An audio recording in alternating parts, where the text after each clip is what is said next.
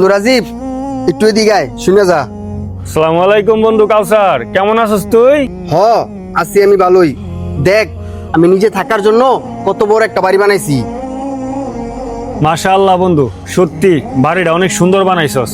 তোর আমি একদিন বলছিলাম না, এই গ্রামের মধ্যে সবচেয়ে বড় বাড়ি আমি বানামু। সবচেয়ে বড় বাড়ির মালিক আজকা আমি। আর এই গ্রামের মধ্যে সবচেয়ে বড় বাড়ি আর কারো নাই। বন্ধু কাউসার, এভাবে বলিস না। আল্লাহ তাআলা বান্দার অহংকার কখনোই পছন্দ করে না, এতে আল্লাহ তাআলা নারাজ হয়।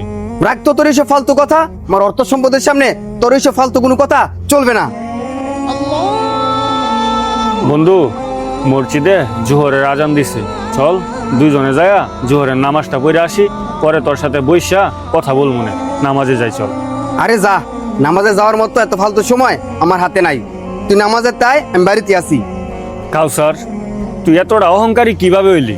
আল্লাহ যেমন মানুষরে ধন সম্পদ দিতে জানে, তেমন এক সেকেন্ডে কিন্তু এই ধন সম্পদ মানুষের কাছ থেকে আল্লাহ তাআলা নিতেও জানে। কথাটা বলিস না। আমার এত জ্ঞান দিতেইস না। তুই নামাজে যা, নামাজে তাই দেখবি আমি বাড়ির সামনে দাঁড়াই আছি। আচ্ছা ঠিক আছে, আমি নামাজ শেষ করে আইতেছি।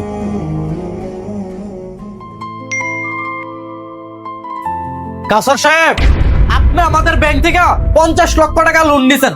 আপনি এই 50 লক্ষ টাকা লোন কেন পরিশোধ করতেছেন না? সব সময় তো বড় বড় কথা কই, অথচ আমাদের ব্যাংকের লোন পরিশোধ করার কোনো খবরই নাই।